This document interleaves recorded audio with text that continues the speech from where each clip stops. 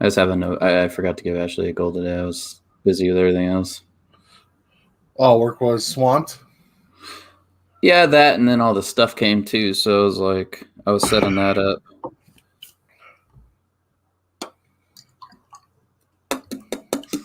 The first drink, I wasn't very impressed, but now that I'm getting more into it, Mm-hmm. pretty good.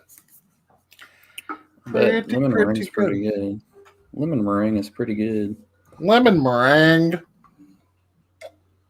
Lemon meringue. Meringue.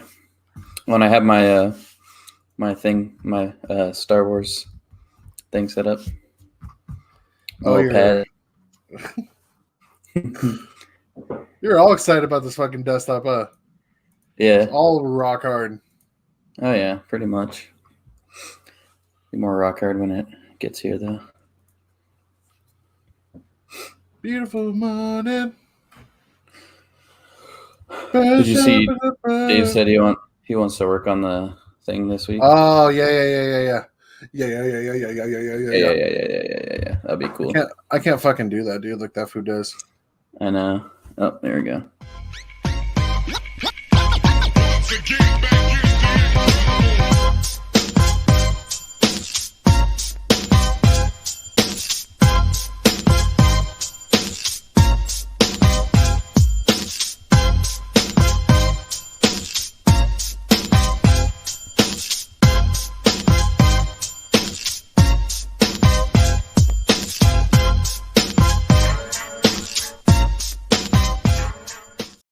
Welcome back, Plugs and Thugs, episode 95.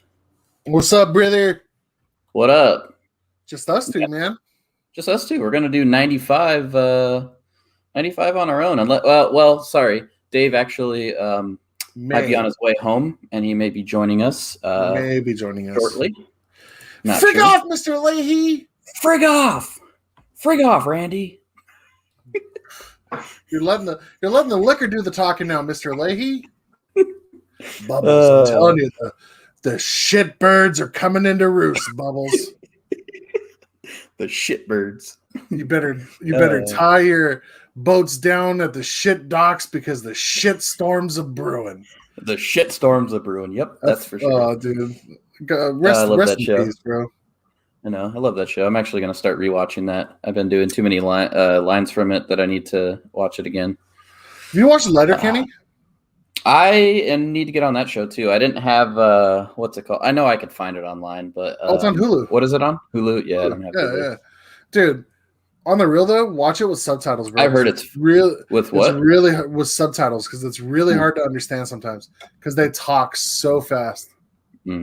Yeah, I've heard it's funny, and I want to watch it. I didn't have Hulu, and I'm already behind so many shows that I don't want to go find it. I get you, dog. Yeah, so just like you said, you got Daniel and you got Zach. We are here together. Oh, hey, morning, Oswald. Morning. We are going to be doing this show. Us two. Dave may join us later. Scott is not feeling well today. And then, as Zach said, Alex taking a little break, and hope he'll be back soon. Oswald can't finish. Sick. Shut up, Oswald. You have an open invitation, and you've declined every time. We are actually watching the Kings game while we record. Makes it a little bit easy. I didn't even get to that part, Zach, because I got that thing set up. So I have my work computer closed, but I'm using it to do the screen. Yeah, so I'm watching it on the second screen. I got my TV like right here above my computer monitor. So. Oh, that's perfect. Yeah, I couldn't really do that. There's a window right here. Right behind mine. Yeah. So how's your week going so far? I mean, it's Monday. It's Monday. It was the most Monday of Mondays. Sick invite to the show, dude. Like you'd fucking come, dude. Yeah. I wonder if bring your bike. I wonder if we promised him cheese pizza if he'd come on. Right, and we'll order it from his favorite place in Wisconsin. Oh, dude. Yeah, we'll do it. Totally do it if you come on. What was I gonna say? He and Oswald can bring his bike too. I wish that was him. That'd be hilarious if it was him. It would be pretty funny. King's bad, so are the Flyers. Yes, thank you. This is known. Know this. Yeah, this is known. Yeah, we were watching. Yeah. It's not like you're watching, or it's not like you're dropping fucking knowledge bombs on us. We know they're bad, bro. Yeah, and we will talk about it. We did talk about it last week. We'll get into it a little bit more because we got some official news and people stirring up the bullshit this morning. As they always do. Police help. Life just said, "This is the police." Hello. This is the police. The police are here. But as always, plugs. Zach and I will be on the media show Wednesday, last week of the regular season of NZHL. Then we have Zach and Dave make a podcast. I think we actually are recording this week. Ooh, on Thursday or Wednesday? Yeah, I think so. Yeah, cool. Thursday. Hopefully, yeah. Maybe Wednesday. Who knows? All I know is I'm going to be burnt out on podcasting by the end of this week. And then obviously Dungeons and Dummies on Sundays. Yes. You can find me, Alex, Dave. You can find us there on Sundays, acting a fool, drinking some beers, playing Dungeons and Dragons. It's a good time, man. It's a lot of fun. Yes, it is. It's tons of fun. Did you guys record yesterday? We did. What the fuck? I didn't even get an alert yesterday. I know I wasn't even home, but I didn't even get a thing that said you guys were live, which is kind of weird because I follow and stuff like that. So totally forgot. Again, I'll just do what I did last week. Go back and watch it. So I'm caught up. And then the obvious, Zach pointed out at the bottom, we have our social medias here for In the Neutral Zone right across the bottom of your screen. So make sure you do the subscribing and the follows there, as well as our Twitch, which is on the left side. I don't know. We are live with subscribes there. Lots of people. Lots of people that were here last week got gifted subs from us. So I did gift out 5. Yeah. But that. He's just a boy. Just a boy. He's just a boy. I shouldn't have done that. But do we want to get into it, Zach? Let's get into her. Let's get into her. All right. So first thing, we'll start off with our Florida Weekly. We need him on the show. Where is he? I know. I haven't heard from RGM all day, actually. Maybe he's away. As always, we got our Florida Panthers Weekly. We touched on this last week because it was announced that Spencer Knight was going to be called up and make his debut against the Columbus Blue Jackets. He did just that. And what a debut it was. He got peppered with shots. He saw 34 shots, allowed 1 goal. Fuck.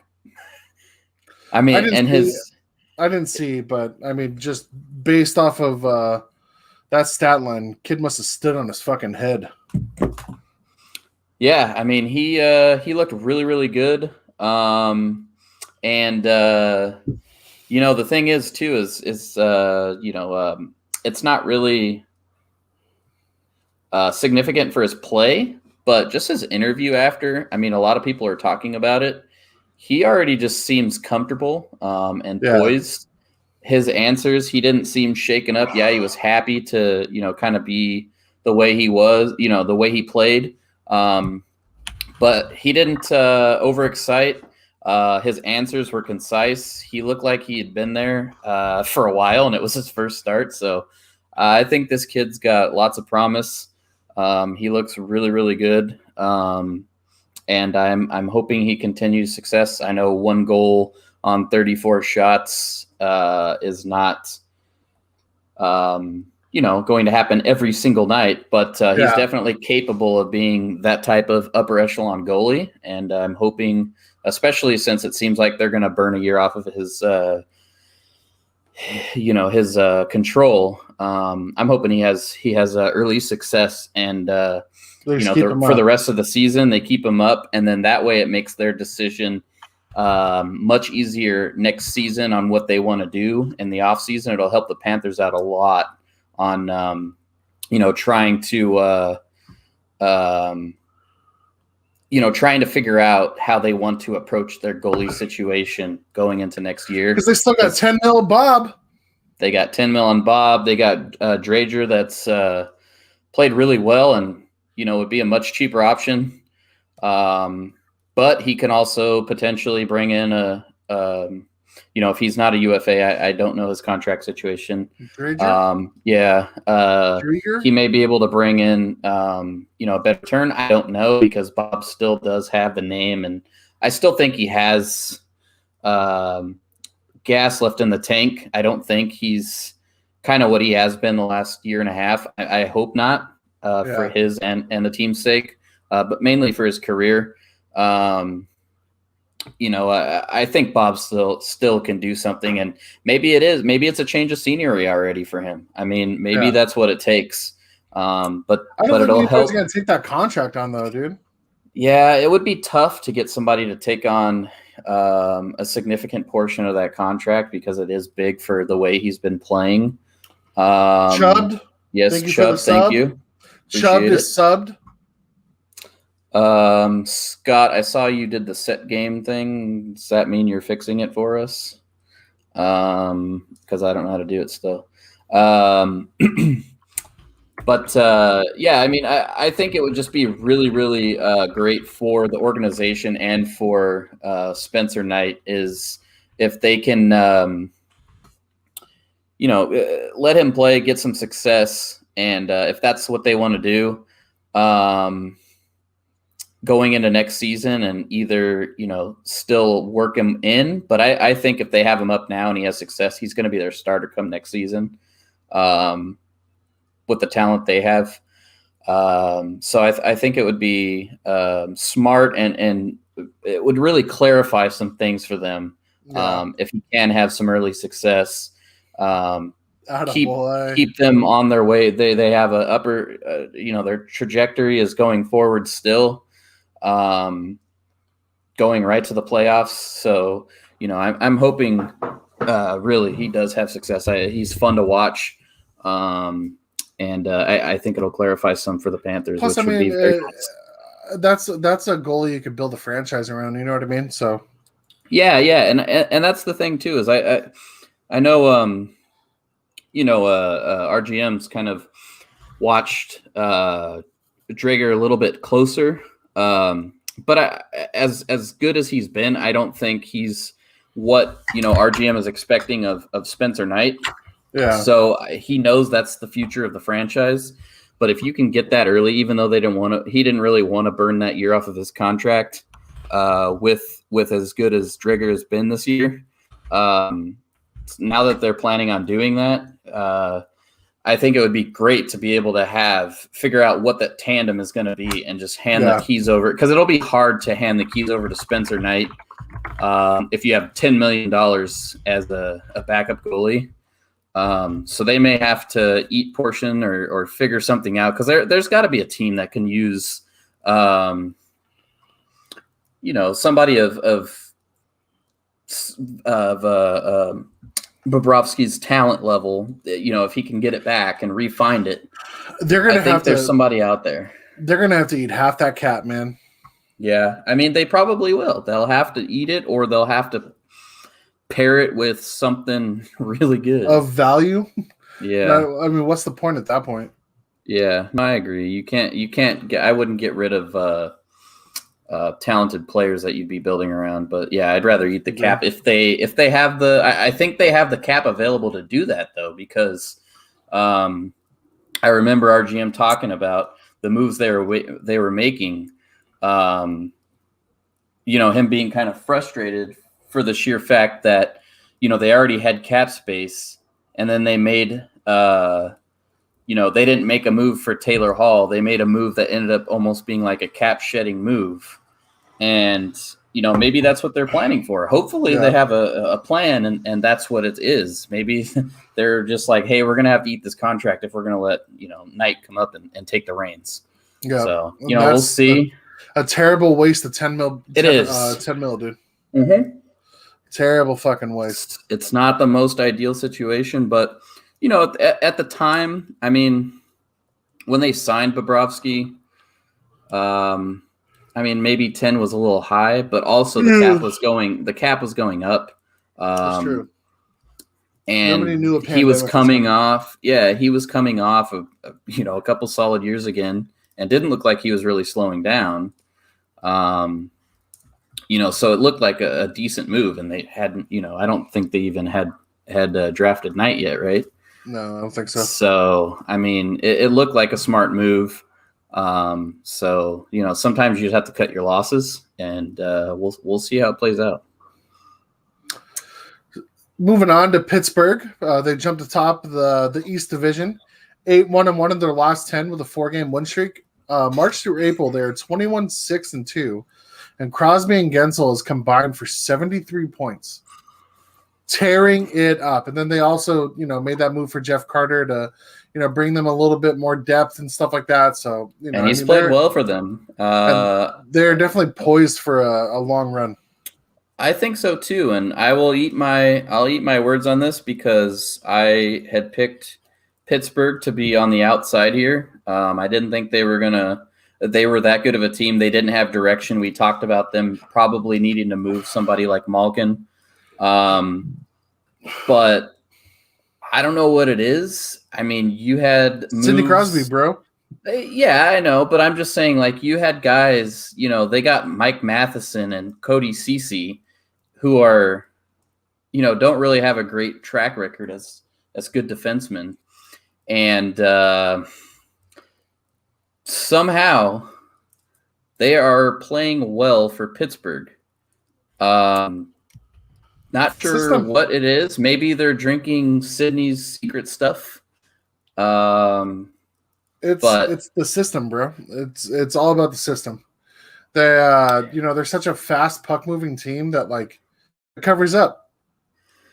Yeah, it's just crazy to me because I thought they had many problems, and I still think they do have future or problems looking towards the future. And we talked to one of our buddies that is a Penguins fan all the time, and he wasn't really seeing this either. He kind of agreed with us that they were on a downward trajectory. They had no future. They needed to move those same pieces out. He seemed to be agreeing with us, and now all of a sudden they're just playing well. Jeff Carter going over there. I'm not saying he's playing lights out, but he's playing he's got 2 goals. He's got a couple of goals. I think he's got in 7 games. I think he's got like 4 or 5 points. Yeah. So he's fitting in with what he needs to do. Oh, did they just get another one? Yeah, another empty net. Oh, nice. You go and you just look at it, and not only is Pittsburgh sitting here, like you said, in a playoff spot, they just took over the number 1 spot in this Eastern Division. Sucks to suck, bro. Yeah, sucks to suck. Eat a dick and a duck. Suck a fuck, you duck. That's weird because that is Life said it looks like me. That is not true at all, dude. Velarde is obviously Italian. Yeah, it's weird. Life said he looks like me. Yeah, he is obviously Italian. I don't know. But that it's just I'll eat my words here because it looks like obviously they're going to make the playoffs when they're sitting atop the this Eastern Division with only. But you also can attribute it. You can also attribute it to fucking Buffalo being so shit. You can also attribute it to Philadelphia being so shit. There's been multiple doors that have been opened because teams that were supposed to be performing very well are performing terribly. So, I know. I couldn't agree more. It's true. We're sitting here before the season and even at the beginning of the season about Philadelphia, just I thought it was going to be on their way. Philly yeah. and Colorado, and some say Zach looks like Joffrey. What the fuck? Not even. What the fuck? What does he look like now? Let's see what he looks like now. Joffrey Lobo, 2021 images. I don't look anything like that guy. As in, they're both 10 out of 10. Hey, my guy. That's it right there. That's it right there, dude. Yes, sir. But Obi kind of looks like Joe Thornton. The fuck? Now we're going just running through people here. Just the beard, maybe. I know I got like whites in my fucking beard, but Jesus Christ, bud. I look nothing like him. And then, yeah, you mentioned, 21-6-2 kind of really got them back in because they were just stupid. This guy. That video. I don't even want to think about it right now, dude. Oh, you should have seen it. Oh, you should have seen it last night, dude. You missed the ultimate video last night, dude. Oh, yeah? I'm so high right now. I'm freaking out. The video made me die, bro. I need to see that. Mikey Anderson, shush, dude. Mikey Anderson looks like he has like Bob Barker teeth, like already, like just big old fake and white. Actually, you know what he looks like? He looks like what's his name? The Mask, Jim Carrey, when he has like the big old fake grin. He's got some weird looking teeth, bro. Brett, yes. Now I could see a resemblance of Brett Kiesel, yeah. He doesn't really have. I mean, he has a beard. Oh, I don't know who Brett Kiesel is. I thought you were talking about Brett Kersher. No. Kiesel. He's played for the Steelers, I think. Honestly, dude, yeah. If I look like anybody, man, I look like Marshawn Lynch. Marshawn Lynch. I'm just here so I don't get fined. That's right. So they're 8-1-1 in their last 10, 4-game win streak. I don't know if did they play today? They may have played today. Okay. No, they did not play today. Okay.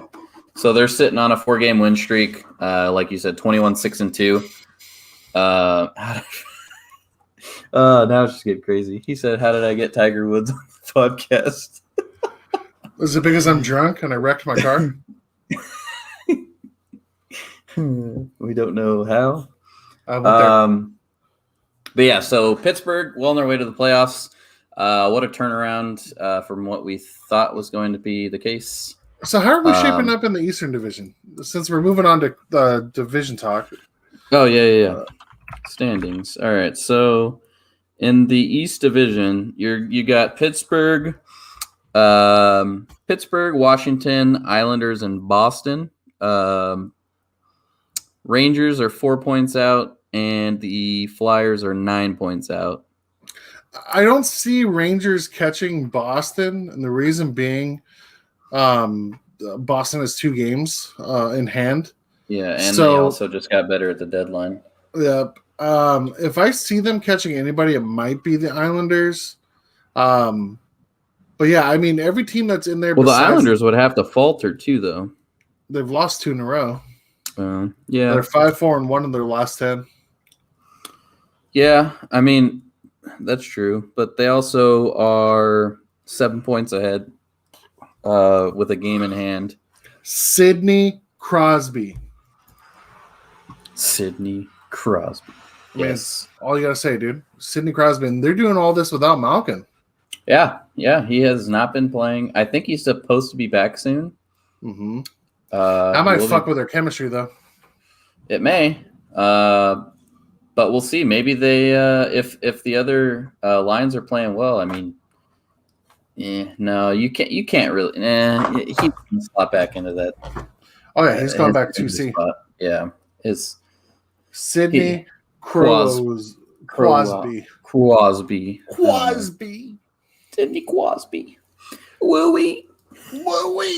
Sidney Crosby. But yeah, Pittsburgh, crazy. Congratulations, Federal. looking good for you. So yeah, like you said, division talk. You have the West Division has 3 of its 4 playoff spots clinched. Vegas, Colorado, and Minnesota clinched yesterday.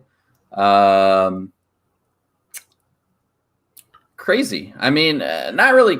I don't want to say crazy. I think it's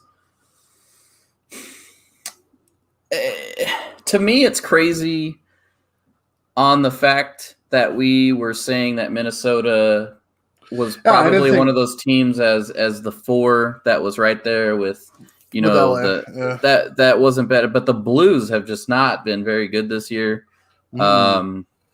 They're scratching and clawing for that 4th spot. It's kind of wild. Yeah, it is pretty wild. I thought that they would be back 100% for sure, like deep up in it. But I guess, they did lose Pietrangelo. And that's a big loss, man. That's a big loss on the back end. It is, but Sausage? What's sausage? Blues are bad due to injuries. Injuries and maybe suspensions? Who knows? Oh, and such. Yeah. I mean, it's still shocking to be where they're at. I looked at their points. You're not even a dad yet, bro. Shut up.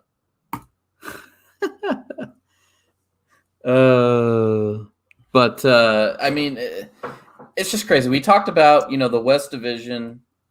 The West and North Division are not very good. I don't want to say that.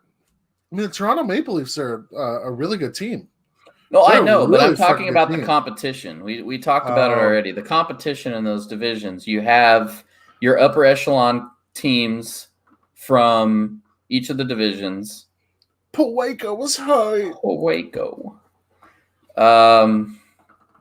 Yeah, you had the upper echelon teams, like you mentioned. I mean, you had Vegas, you had Colorado.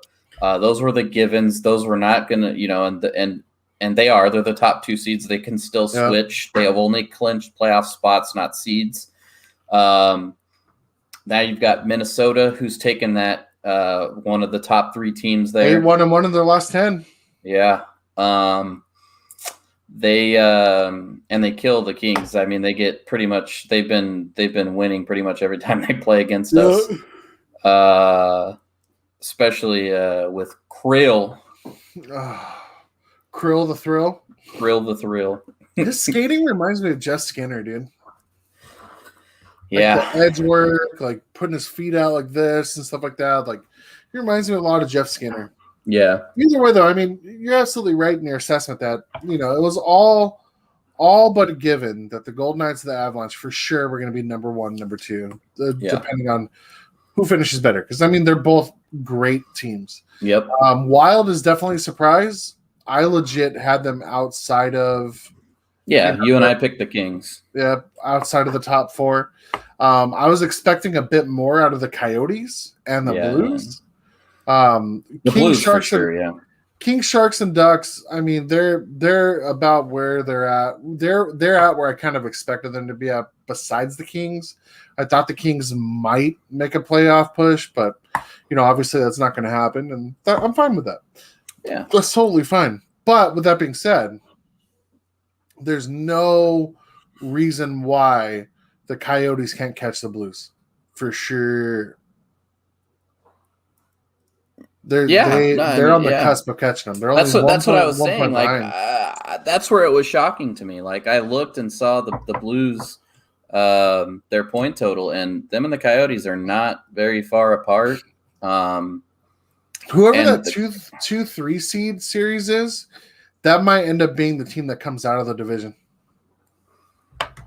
Yeah, it could. I mean, whoever the 1 seed is going to steamroll the 4 seed. Vegas or Colorado are going to steamroll the 4 seed.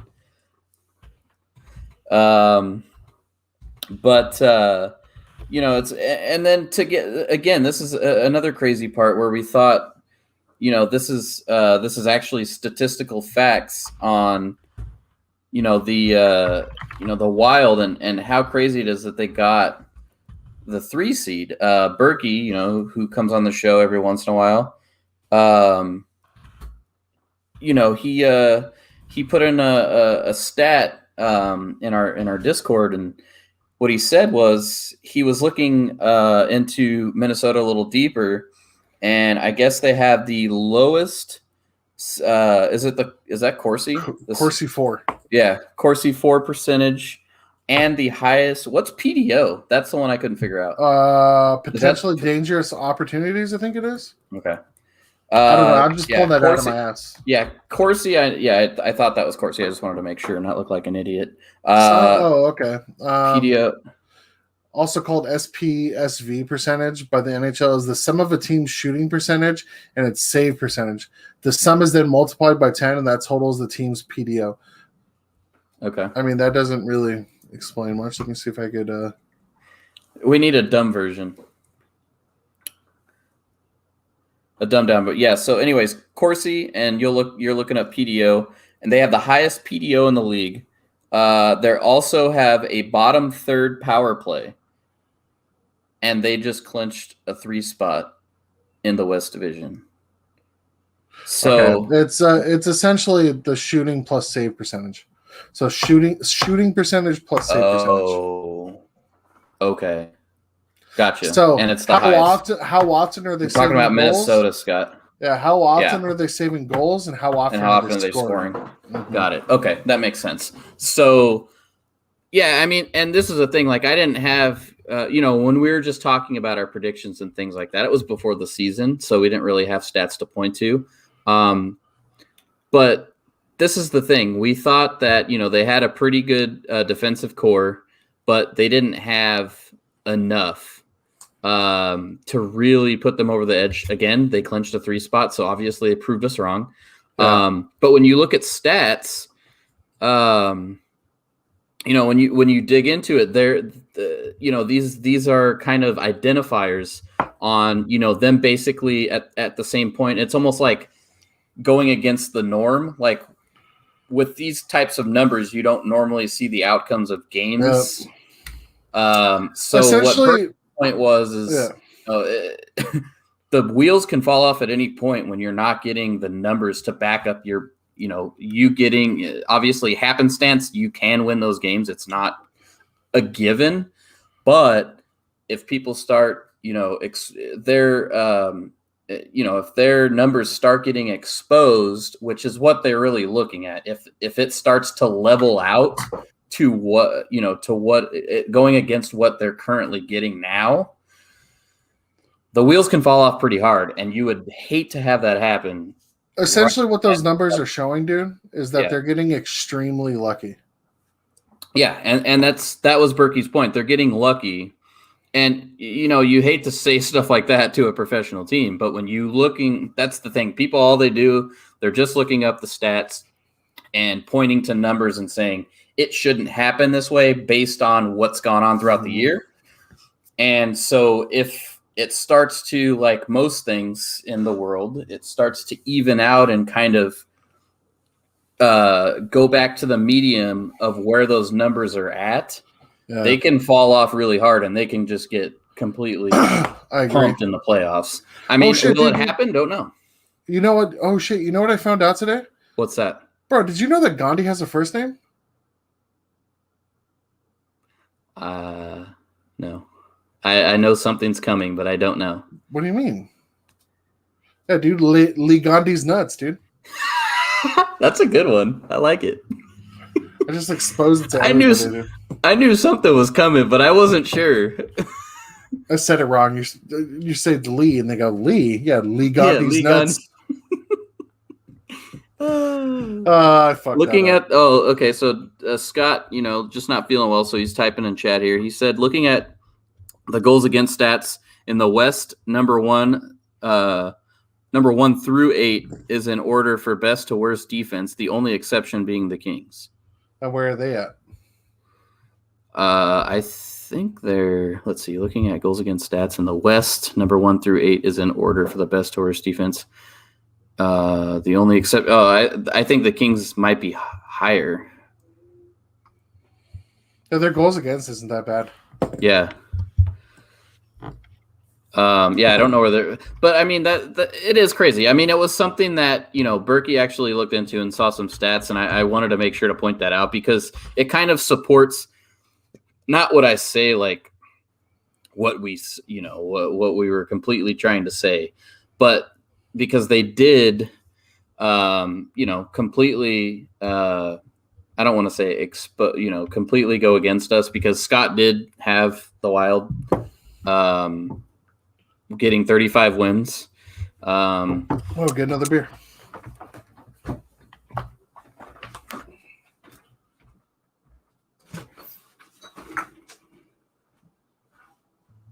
Hold on. I accidentally unplugged my mic.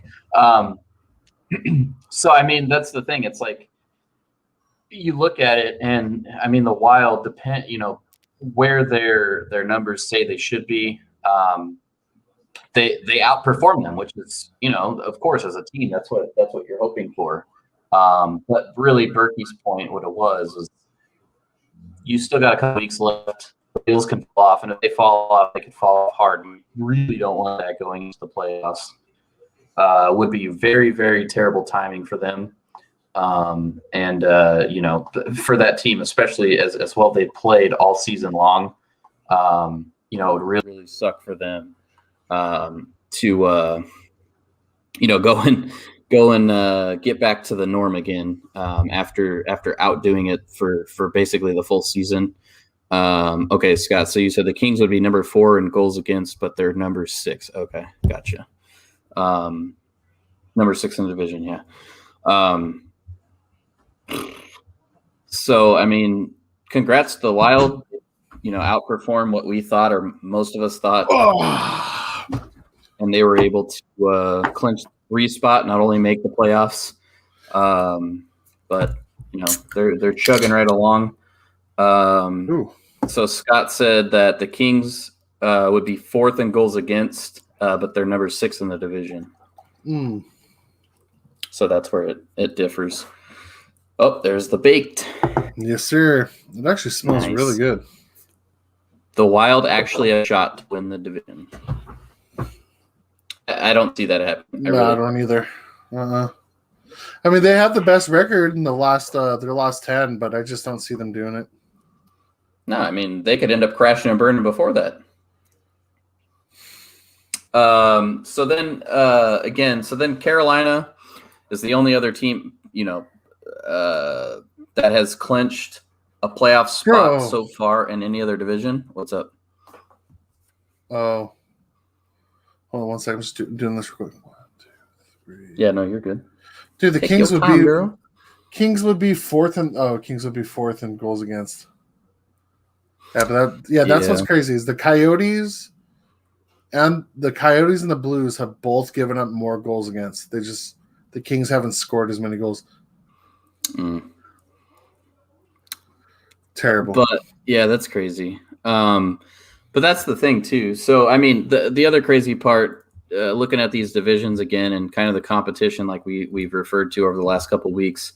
So Carolina is the only other team to clinch in any other division so far. Oh my God. Yeah. Oh.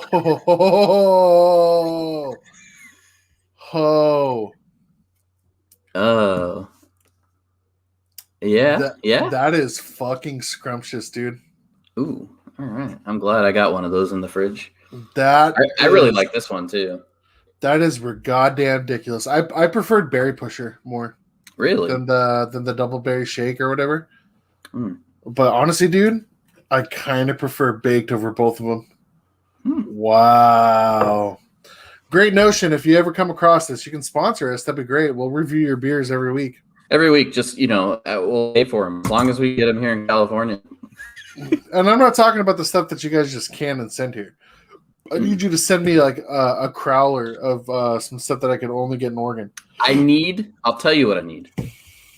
I need the Guava Mochi IPA. That was a good one. IPA.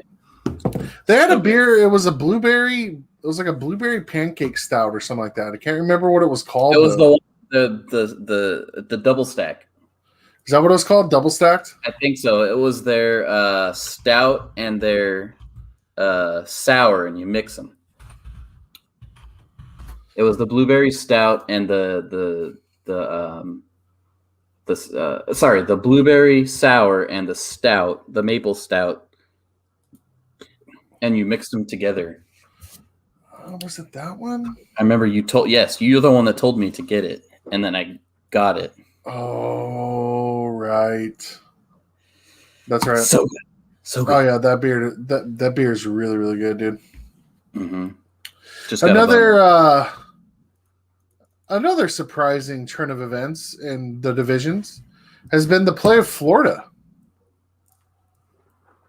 Yes. And Carolina clinched a playoff spot with two less games. Yeah. They're the only other team that's clinched so far outside of the West. Carolina's so good, dude. They're built for a playoff run. Panthers are definitely getting in. I can see the Lightning finishing where they're at. Yeah. And I would love to see a Panthers-Lightning showdown in the first round. That would be cool. That would be really good. I don't know how that season series has gone, but I feel like I'm about to put the mixology tag on. I'd be really interested to see that series go down. And I'm also wondering if – what are the points at? Dallas is only two points behind the Predators. So I feel like the Stars are going to squeak in. And I think so too. Stars and Carolina, that matchup could be really, really good. Yeah, I think so too. The Stars had a lot of health problems early on. Radulov and Sagan are still out. Fuck. I don't even know when Sagan comes back. Let's see. Tyler Seguin. Yeah, and then like just looking at the divisions, I mean, you're mentioning Dallas, only being 2 points out there. I mean, you look at all the divisions, you got 5 to 6 teams still alive in every other division. Although the North Division's very close to being clinched, but the top 4 teams pretty quick. You've got Calgary sitting in the 5th spot, but they're already getting they're already starting to get Montreal's starting to actually, dude, Sagan is supposed to return sometime this week. Oh, wow. Yeah, that's going to be a big boost to that lineup, and that's going to probably they're going to catch the Predators. Top. Yep, they're going to catch Predators, dude, and they're going to pass Predators. I could definitely see that. I think that's going to happen too. I think Dallas gets back in. But it's all but guaranteed that the Panthers and Lightning are gonna make it. And the reason being, after the Lightning, the next closest to them is the Predators at 56 points, while the Lightning are sitting at 66. So yeah, they're 10 points up, and I think, like you said, Dallas is probably going to leapfrog Nashville. So it's going to be hard for them to catch Tampa Bay, because I think Tampa Bay is going to start getting on their hot run heading into the playoffs. And then you look at, like I said, the North Division. Montreal's really starting to distance itself from Calgary. So Calgary, once that happens, Calgary, Vancouver, they're going to be out, officially eliminated. And that North Division, the top 4 teams are pretty much close enough to be interchangeable at this point. So the seeding is going to take a while, but I mean, not a while. There's only, a few weeks left in the season, but there's still a chance. I think there's anywhere between like 10 and 15 games left, depending on the team, maybe a couple more than that for some of the teams that had to reschedule multiple games. Because I know it's going to last longer in the North Division. Longer than we expected in early May. Dude, this baked is so good, dude. I can't wait to try that. That cinnamon in there is just absolutely flawless. They did a great job with that. Yeah, I agree with you though. I think the top 4 teams that are in the North Division now are going to be the ones that make it. It would be really interesting to see a Maple Leafs Canadiens first round matchup. To me, that's a toss up. That is, I think so too. I think that's, I mean, again, it's, how long is Price out? He's out for like 10 days, right? Yeah, I don't think it's anything crazy long term.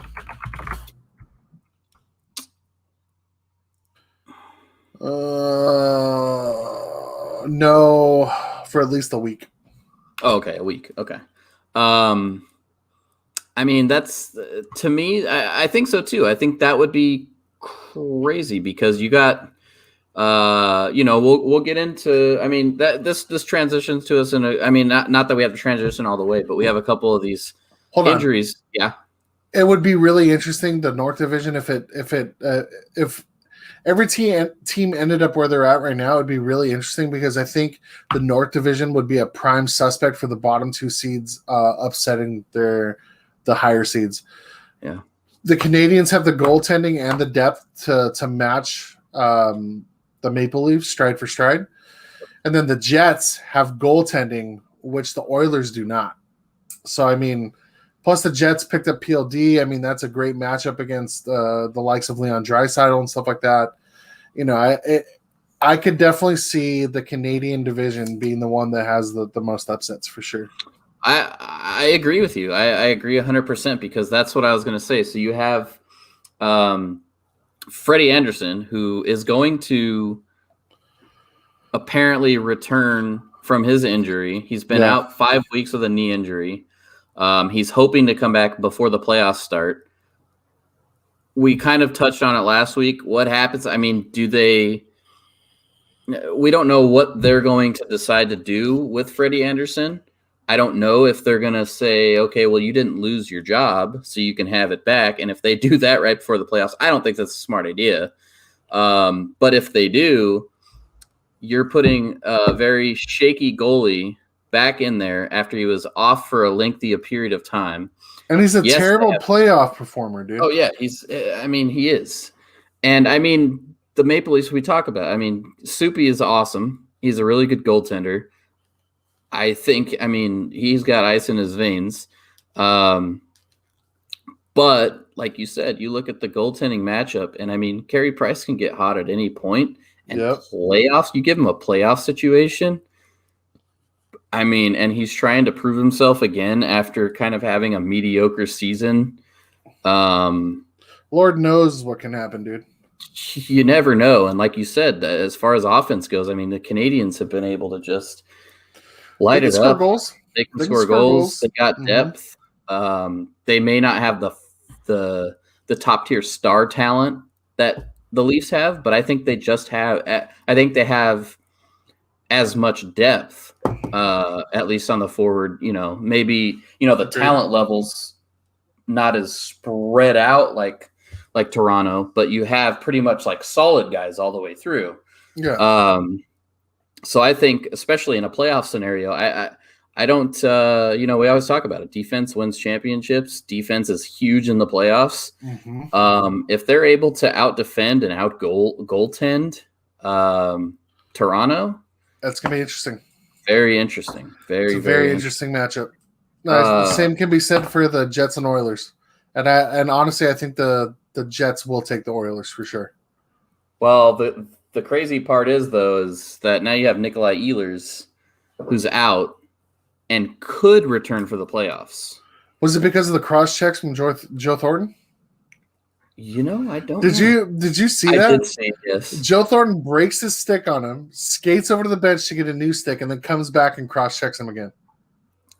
What was he so mad about? I didn't even see what happened. I didn't either. I did not see why he was so mad. I did see the cross-checks, though. But, I mean, that's big because Ehlers kind of stepped up there. He's played really, really good this season. Yes, they got PLD now. And I do think that they are in a prime position to be able to, like you said, I mean, you're talking about Edmonton. Yes, you've got McDavid, you got Draisaitl, but as a team, in a playoff situation, do they have enough? I mean, their defense is better, but I wouldn't call it good by any measure. Their goaltending is shaky. They Hold have on, the I'm offensive watching. firepower. Yeah. I'm watching Thornton yell at Ehlers. But He's so mad, and Ehlers is just sitting there laughing at him, bro. That's awesome. Get off my lawn. That's what he's yelling. Get off my lawn. I love But- that remix that somebody did where it's Grandpa Simpson like fucking yelling at him. Oh yeah. But that'll be interesting because I think Ehlers has been a huge part of that team.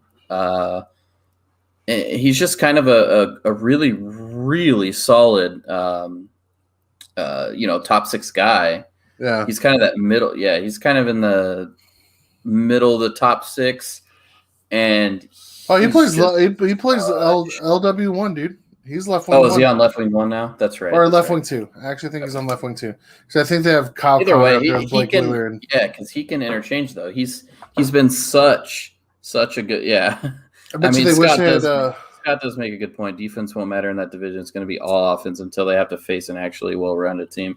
I mean, it's you never know in the playoffs, though. I mean, I agree with that. We've talked about it all season long about how they've been able to do that. But when push comes to shove in a 7-game series, I mean, somebody's got to make defensive stops or some goaltending saves somewhere. And somebody's going to have to make more than the other. When you're playing the same team, I mean, yes, they're playing each other over and over now. But compacted in that 7-game series, it brings it up another level. And you're going to have to somebody, whether we're talking about good defense or not, we're talking about somebody's going to have a better defense that puts them into a position to win a series. Because I think those top 4 teams, that's pretty much what they have. They have offense. But one of those goalies is going to step up.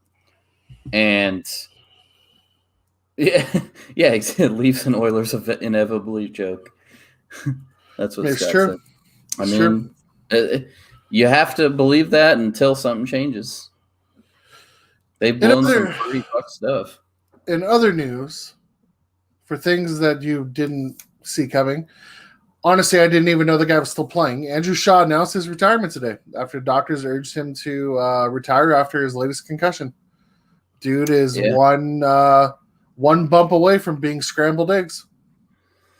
Yeah, I mean, it's crazy. I mean, I remember him. I mean, he's bounced around. He's back in Chicago, and he was playing. But yeah, it sucks. I don't think he was really that old, to be honest with you. If he was 30, I mean, that would be my guess. Is that what you're looking up, Zach, or no? No, I'm just answering somebody back. Oh, okay. No worries. I'm going to see. Hold on. Because Andrew Shaw, I mean. How old is he? Let's see. He is. That's what I thought. At 29. He's not even 30. Shit. 29 years old. Because with a face like that, I mean. Yeah.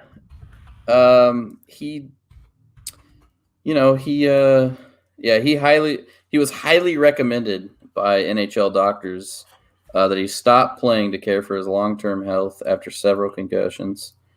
He was in his second stint with Chicago. Yep. That's what I thought. Yeah. From Montreal, right? Yep. Let's see. Oh, in February, he was elbowed in the head during a game against Dallas and was diagnosed with another concussion. Yikes. Yeah, he only played 14 games this season. So he's been out since February, had another concussion, played 14 games this year. It just sucks. I mean, having that many concussions by the age of 29, I would hope he decided to walk away from the game because he's younger than you and I. And this guy is basically, like you said, he is a hit away from, an elbow to the head away from basically losing his whole, could lose brain, could have brain damage, whatever else, and ruin his whole life ahead of him. So, it sucks, but yeah, like you said, he's just another one of those players that just chronic concussions, Yeah. and you just hate to see that, especially at 29. Though that's still crazy. I mean, you look at somebody like Crawford, who's on the second part of, or he's mid 30s, and falling off the stage when still, Limp Bizkit I mean, and shit. it's still not old. I'm not saying that at all, because it's still, as far as life goes. Let's be real here, dude. Like hockey is the hardest contact sport there is out there. Mm-hmm. Hockey hits are a hell of a lot harder than football hits. Oh, 100%, yeah. Goalies take more punishment than people give them credit for.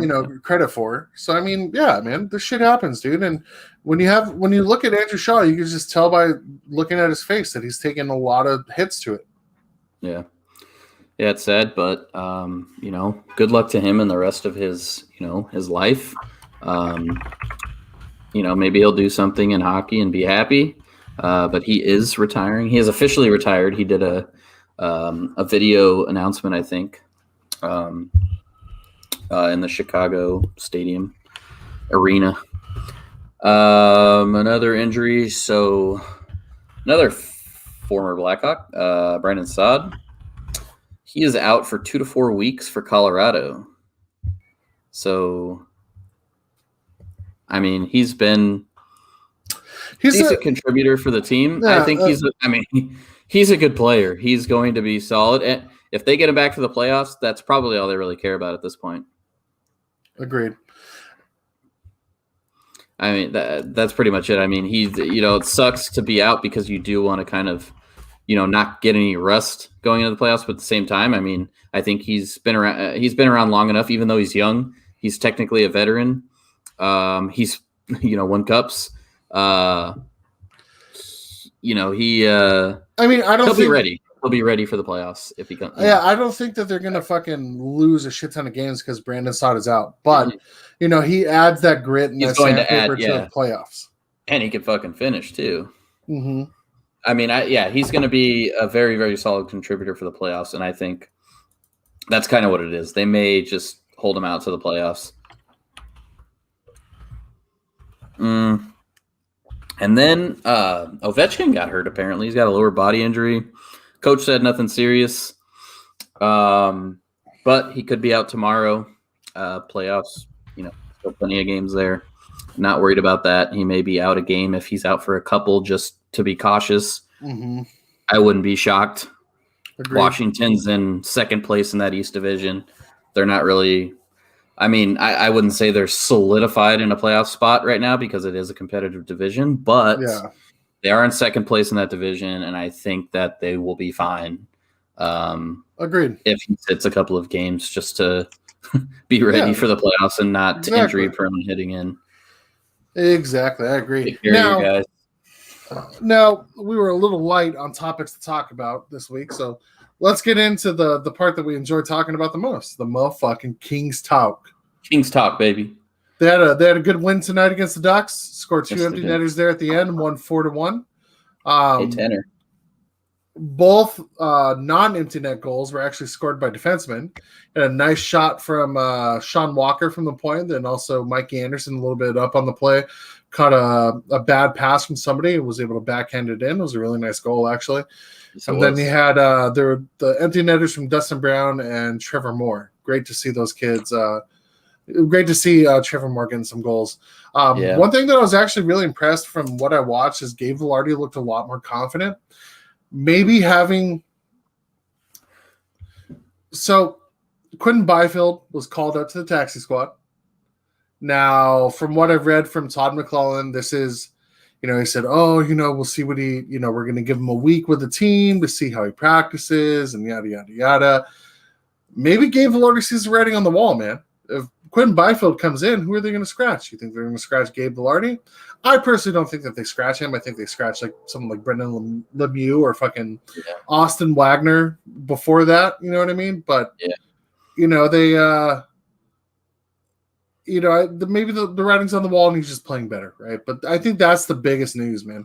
Quentin Byfield, who's been tearing it up as of late in the AHL, 13 points in 17 games, has been called up to the Kings taxi squad, man. Yeah, I mean, The thing is everybody was like, oh, why the taxi squad? Oh, why is he not playing tonight? It's like, okay, look, I get what you're saying. Why not just throw? We talked about it last week because he was only playing a couple more AA games, and then he was supposed to be called up and going to get time. Okay, fair. I get that, but at the same time, the point that was made, I mean, it's true. He had training camp with the guys, but it's been a while. Let him get some reps. Get some reps. You got to have some practice time. You can't just throw him in. I mean, you could see where he fits. It's not ideal. You got to see what. Throw him in. Give him some practice. Give him some practice at TSC over with Kopitar. Let him get some reps in. Get some, some wisdom. But you also have to see what forward lines he fits in with, man. Yeah, I mean, Scott said let him play the last. So there's 14 games left, just so so it's out there. That's not including tonight. I thought the Kings only had 11 games left. I think they only had 11. I counted, and it said 14. How many games are they supposed to play? Hold on. Let me see.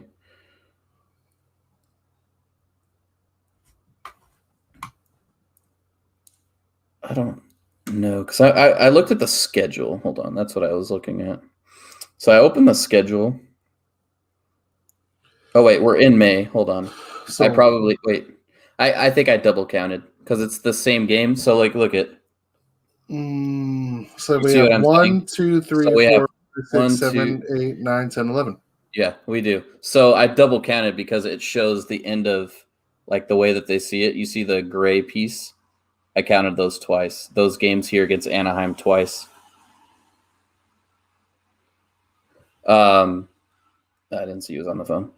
So there's 11 games. Sorry, there's 11 games left. So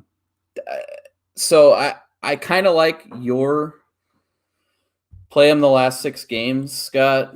But at the same time, I also would kind of like to see him play against the Ducks.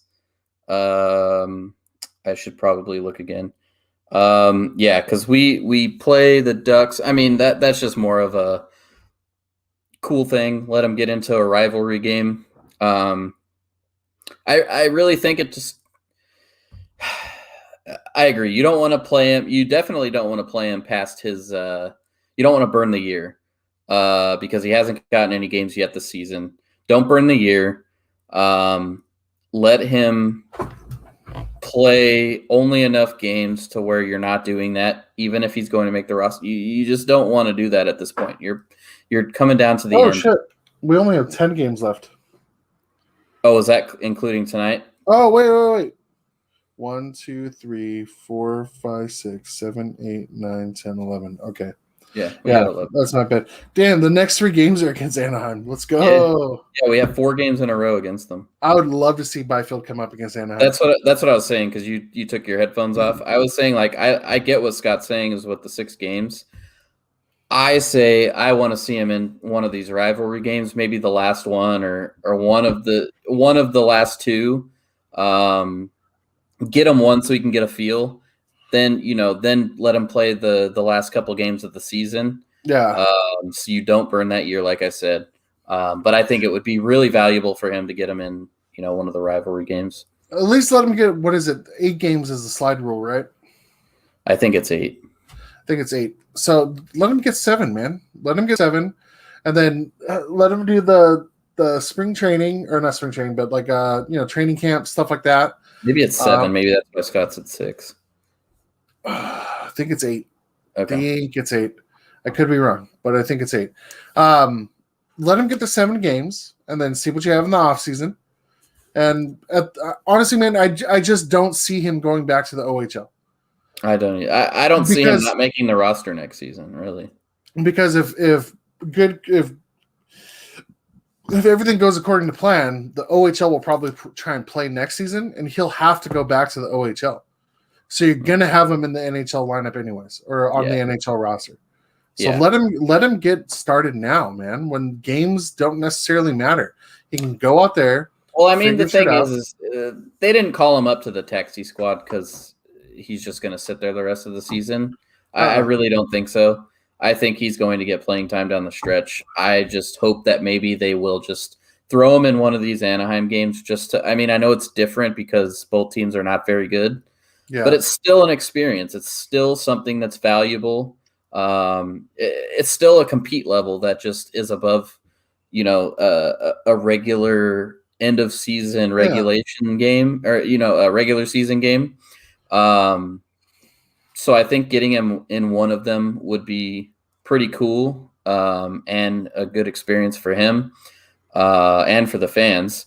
But yeah, definitely don't go over the slide, which I don't think they're planning on doing. They're not that dumb. No, they're not going to burn into the season and burn a year. That would be completely stupid. For a season that doesn't matter. Unless he comes in and they go on an absolute fucking tear and they can make the playoffs. But yeah, I just don't see that. Somebody who I've been really impressed with lately is Andreas Athanasiou, dude. Yes. I've been super impressed with him, and I really think they need to re-sign him to a multi-year deal after the season. Maybe 2 or 3 years, maybe at like $2 million, $3 million each year. He is somebody I think the Kings definitely need to bring back. He's got speed, he's got hands, he has a hell of a shot.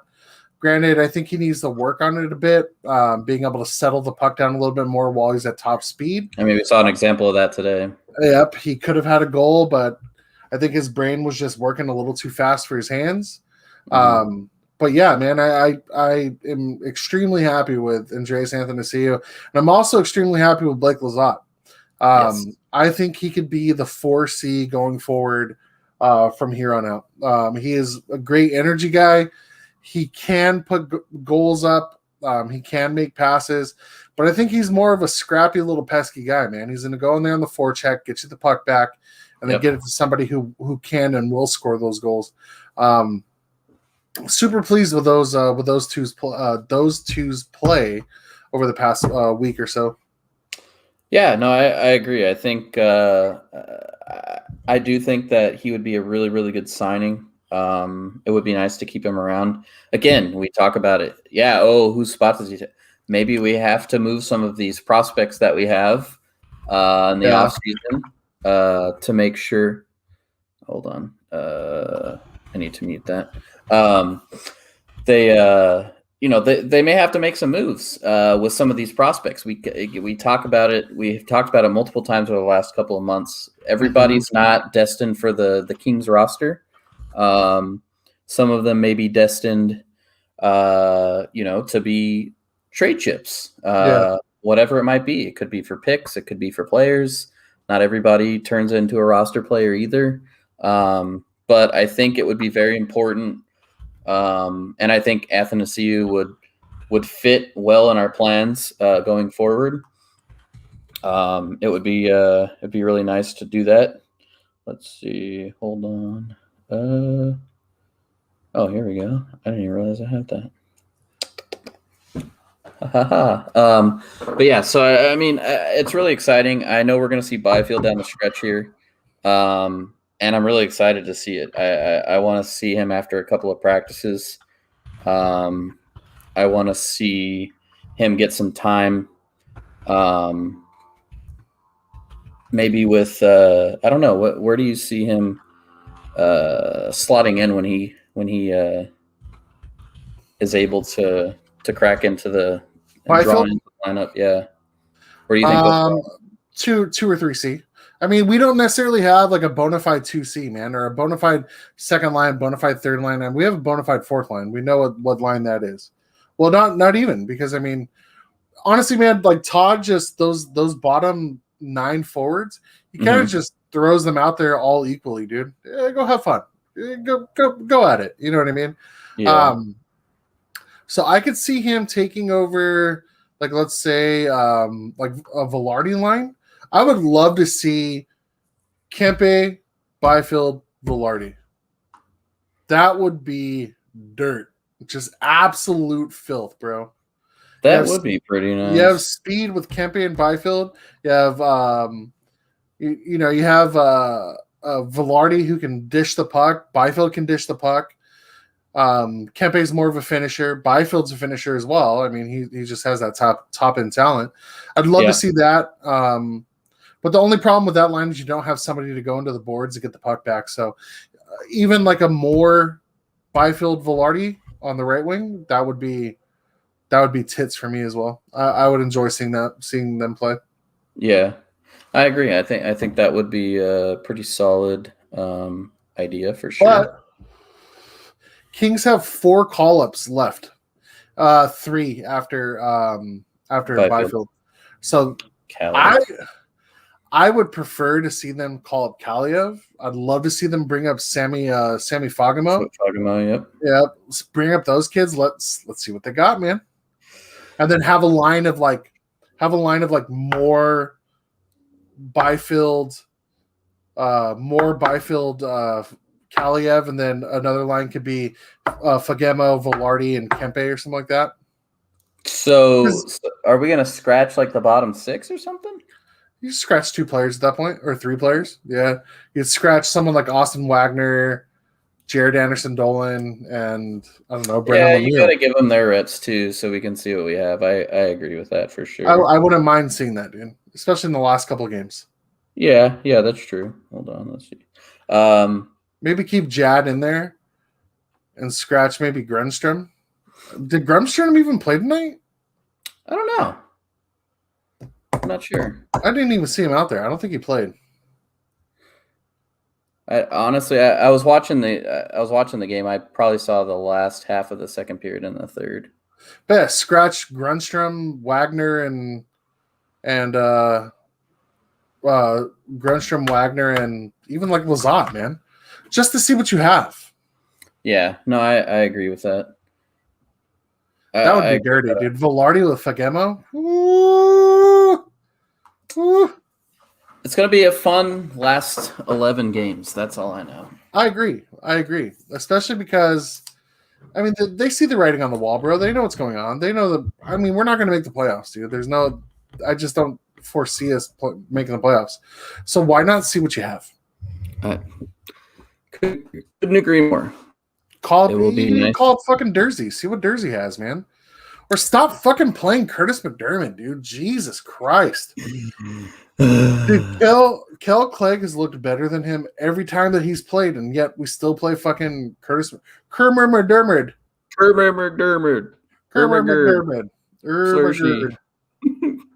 Slurshey. So shall we move on to our beers? Yeah, I think we're pretty much done with our topic this week. So like you said, it wasn't heavy. We didn't have a whole bunch. Yeah, we're getting towards the end of the season. Don't want to touch too much on playoffs yet because we're counting down. Once we get the clinches going on, we'll start talking about matchups and shit. Matchups, predictions, all the fun stuff. That'll be good. You go first. I always go first. All right, let's do it.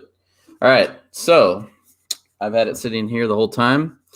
So my beer of the week this week is also from Great Notion, who Zach mentioned earlier. Both of our favorite brewery. Got another shipment over at Michael's Liquor, my favorite place to go. And I bought 3 of them this time. He got 4 because I did already have the Berry Pusher and I wanted to get something else. So I got the Patterns IPA, which is fucking amazing. Yeah, it was. Dude, that was the best West Coast IPA I've had in a while, dude. Yeah, I agree. So I had the Patterns. I bought the Patterns IPA. I had that a couple days ago. I also got. I won't even mention that other one yet. And then I got this one here, Double Blueberry Shake. It's kind of little guy with all berries in his overalls. So this here is a tart ale with blueberry and vanilla. It's a cool 9%. Very delicious. This almost tastes like, I guess I would probably kind of classify it as, I know there's been a couple of them out. It's like a sour milkshake type of deal. It's pretty creamy. Tastes kind of like a blueberry shake, exactly what it kind of says, a double blueberry shake. The vanilla is very, I don't want to say subtle. It's creamy. It's kind of, it's not overly creamy where it's like a dessert where you could only have this for dessert beer. Yeah. But I think that it has kind of the flavor of, either having some kind of an ice cream. Yeah, there's a lactose taste to it. Really fucking good. The sour is on point. It's not overly sour. It almost has just like the normal blueberry sour to it. Yeah. It was really good. Very good. Excellent. As always, I mean, if I see Great Notion, I'm going to buy it. No matter what. No matter what, I'm going to try something, even if it's something underwater, bro. Yeah, it's even if it's something that I don't normally drink, like, I don't know, like a saison or that's funny that we said the same thing. Yeah. Saison or something like that. I'd definitely try it just because Great Notion made it. It is something in the water. So you get a double. Oh, is that a 10? That is a 9.5. I wouldn't give it a 10, but yes, very, very quality sour. Excellent. What did you get, Zach? So my shop, the Trading Post here in Downey, they actually got a drop of Great Notion. Now, mind you, did you guys do one can only? He'd only let you get one can? Yes. I was one can only. Well, so I got all four. Legally, yes. His post was yes. I got a couple. I got Patterns. I got Berry Pusher. I got the double blueberry shake, and then I also got this bad boy. We got baked from Great Notion. That in the fridge. Yep, it's so hard. Got Mama Bear on there cooking a pie. But this is it's a tart ale with strawberry, orange, rhubarb, cinnamon, and natural flavors. Let me tell you something, man. When I first cracked that can and I took a whiff of just the smell, I could smell the cinnamon. That first drink, I was fucking hooked, bro. That was I just finished it, but dude, that was honestly one of the best beers I've ever had. Tart ales I've ever had in my life, ever. It was amazing. You said it was better than this one, right? And you had this also. Mm-hmm. Dude, that one's 6% too, right? Though. Yeah. That doesn't have anything to do with the taste, but it tasted so comforting, dude. Like when I was drinking it, like I felt at ease, bro. Like I felt like I was in like an old cabin diner eating a pie with cinnamon on it, just chilling. It was amazing. It was amazing. So on the Moan scale, I'm gonna have to give it a. Hold on.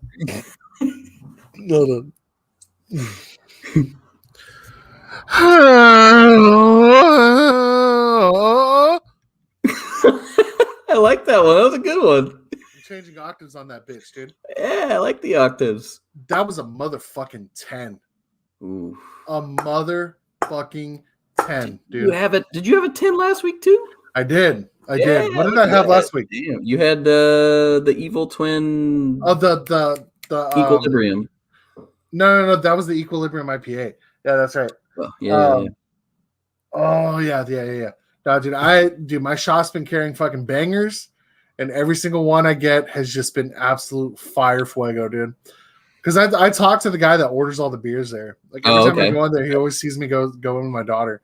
So he's always like, "What's up?" Blah blah blah. So we always like chit chatting and stuff like that. And before he even started getting Great Notion, he was like, "If there was any breweries that you could like see me get, like what is it?" I was like, "Dude, have you ever been to Great Notion in Portland?" He was like, "No." I was like, "Dude, life changing. Their beers are absolutely amazing." Guess what? I got like a month later, some Great Notion in stock. That's fucking awesome. Yeah, I do want to give. I don't always do this, but I do want to give a shout out because I did have it earlier. So Common Space, I know we've talked about them before. He got a Common Space in, and today I actually had that Chubby Unicorn. Yeah, excellent too. That's a guava milkshake IPA. Was good.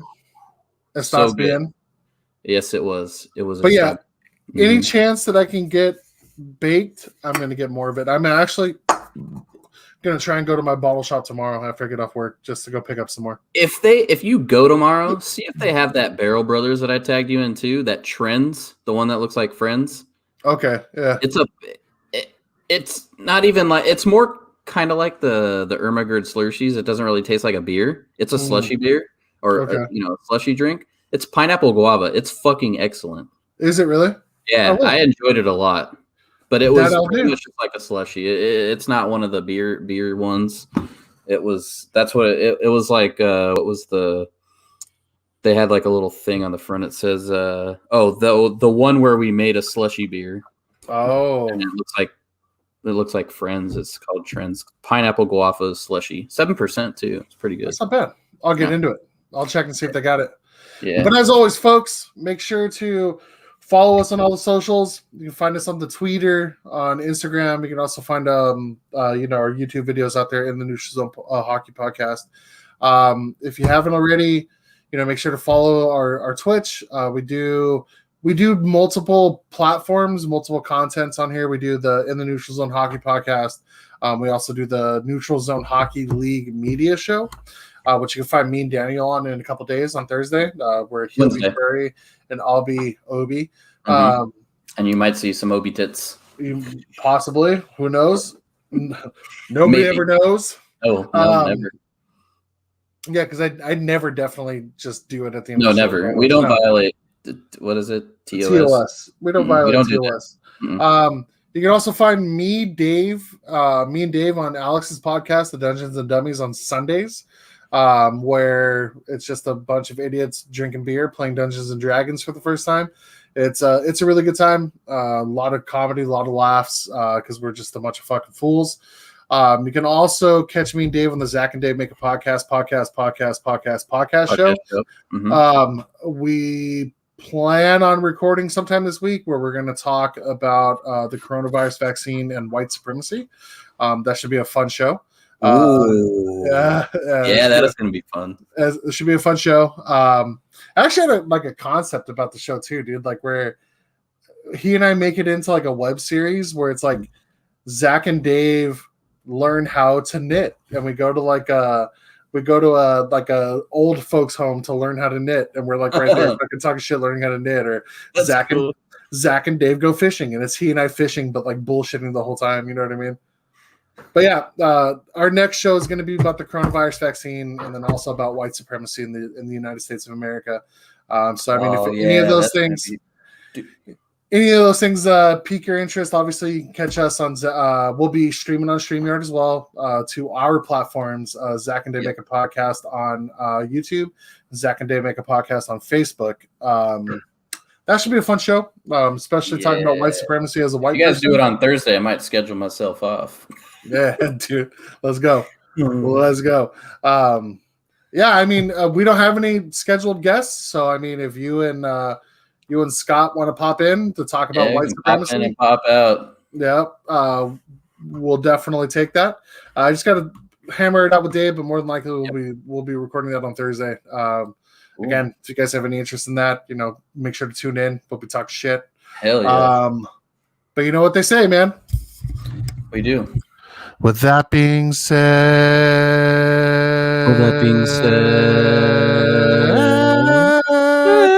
Bye.